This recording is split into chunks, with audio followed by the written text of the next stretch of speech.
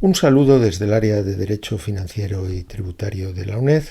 Mi nombre es Pedro Herrera, catedrático de la asignatura, y voy a tener el gusto de explicarles la lección quinta del programa correspondiente a las infracciones, sanciones y procedimiento sancionador a partir de la presentación elaborada por el profesor Rafael Sanz Gómez, basada en su capítulo del manual.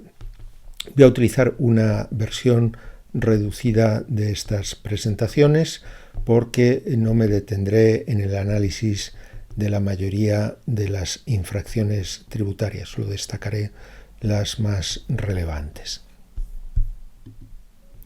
Aquí tienen el esquema completo de la lección. Comenzaremos explicando unos conceptos básicos. A continuación veremos los principios de la potestad sancionadora.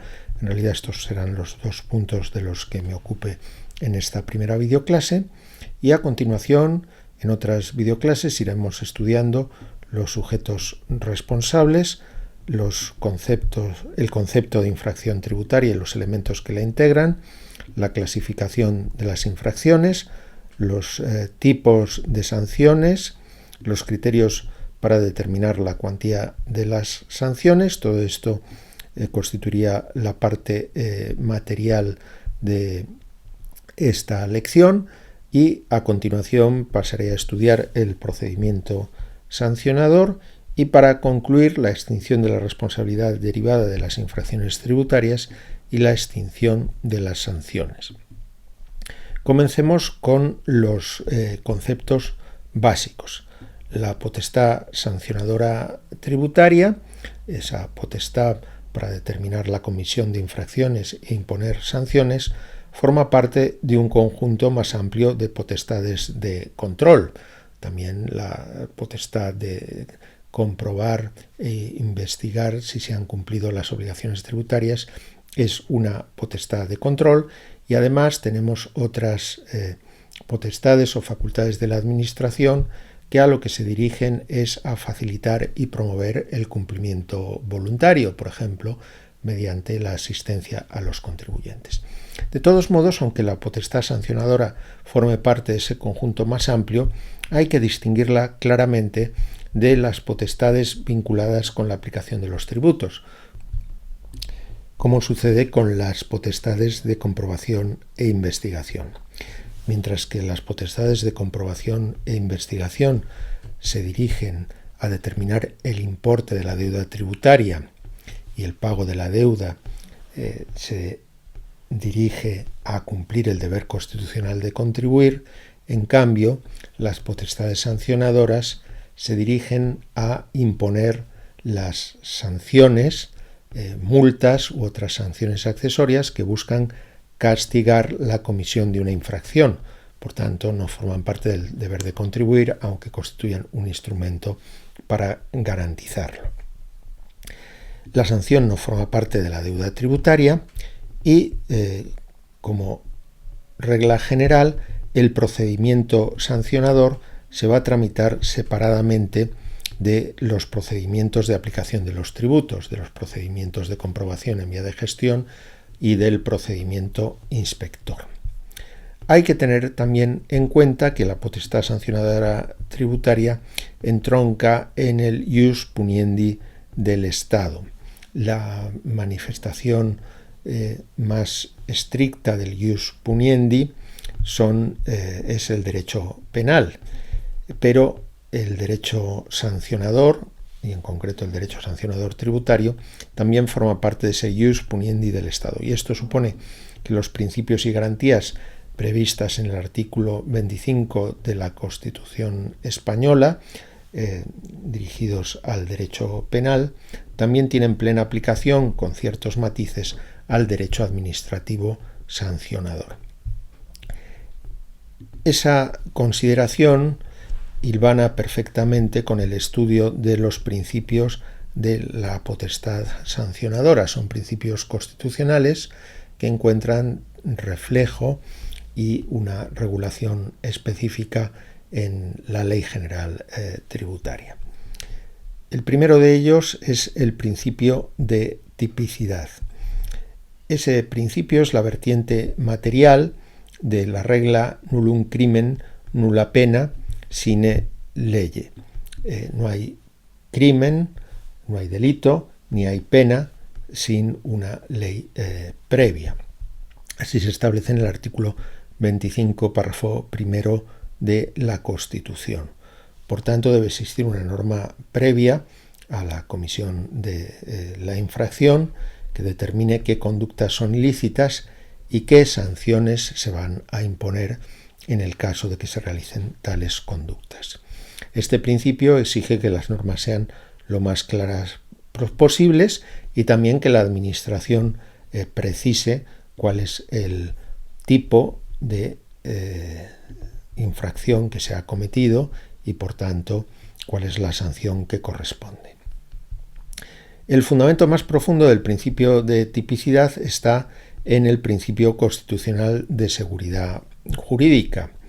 Si la ley ha de describir claramente cada una de las infracciones, establecer los criterios de aplicación de las sanciones correspondientes, esto facilita la seguridad jurídica y, por consiguiente, en materia sancionadora no se permite la analogía está prohibida, no se puede castigar una conducta semejante a otra tipificada.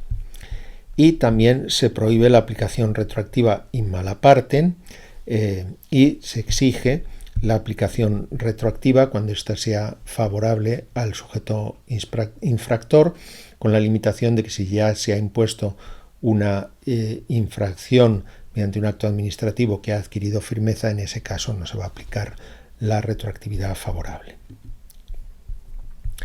Veamos ahora el principio de legalidad, que es la vertiente formal de esa regla nullum crimen nulla pena sine lege. La vertiente material consistía en la tipicidad. Había una norma que tenía que describir claramente la sanción y prever la infracción y prever las correspondientes sanciones, y el principio de legalidad lo que nos dice es que esa norma ha de ser aprobada por las Cortes, establece una reserva de ley.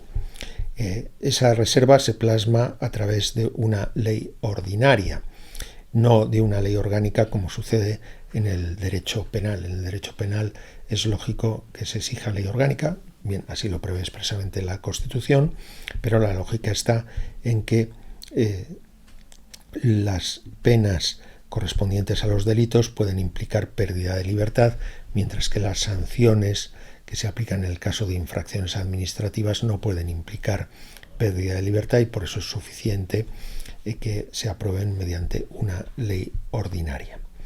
Además, esa reserva de ley es relativa, de tal manera que cabe la colaboración reglamentaria, aunque la ley debe regular los elementos esenciales de la infracción y de la sanción, pero puede complementarse por el reglamento.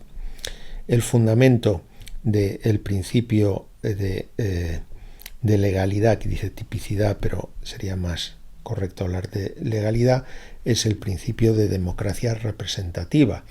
Por tanto, corresponde al Parlamento el tipificar las infracciones y prever las correspondientes sanciones. Otro principio muy importante es el de responsabilidad. La idea es muy sencilla.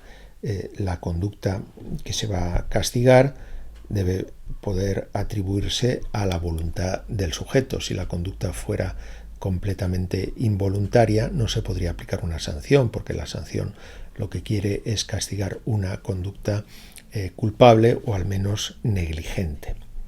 En este sentido, es importante el artículo 179, párrafo segundo de la Ley General Tributaria, que enumera varios supuestos de ausencia de responsabilidad.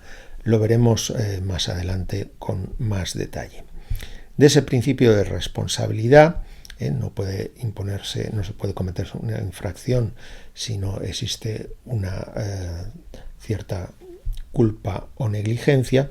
De él se deriva el carácter personal de las sanciones, de tal manera que si el sujeto infractor, persona física, ha fallecido, la sanción no se va a transmitir a sus sucesores mortis causa, porque no son ellos los que han cometido culpablemente la infracción.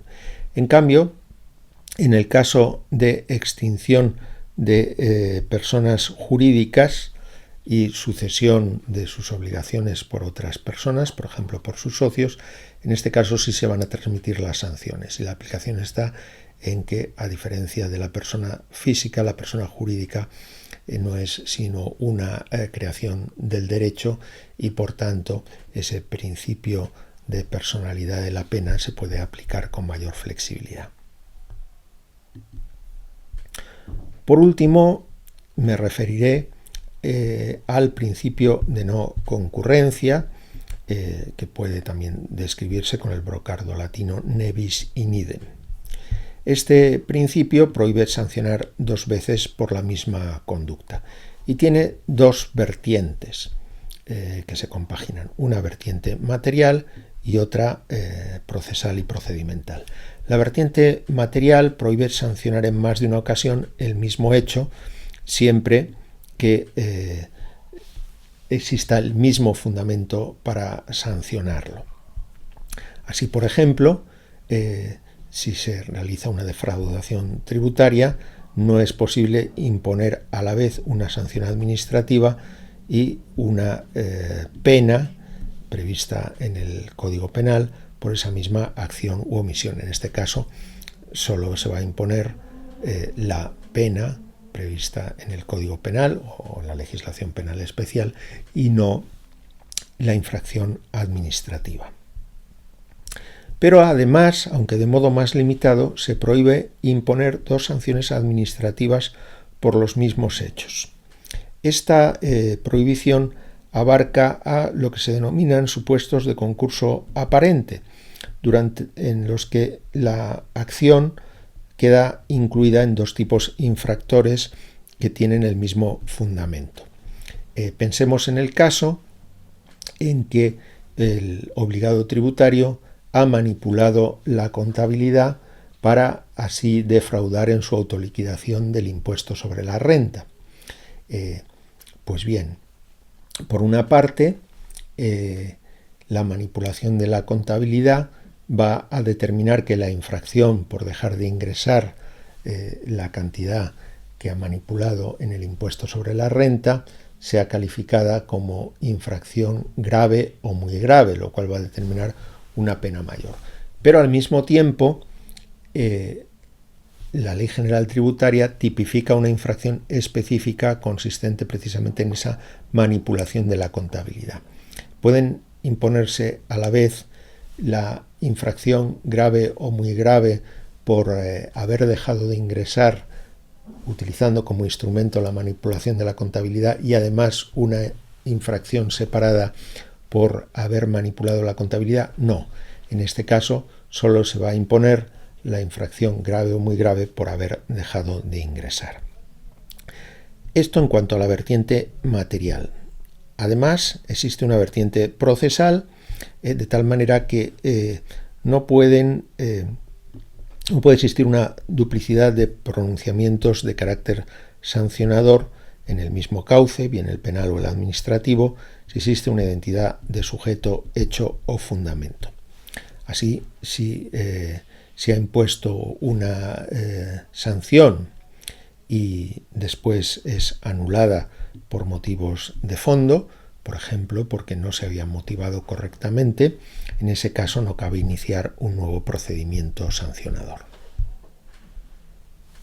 Con esto concluimos esta primera videoclase relativa a las infracciones y sanciones y continuaremos en la siguiente videoclase estudiando los sujetos infractores y los elementos de las infracciones tributarias. Muchas gracias.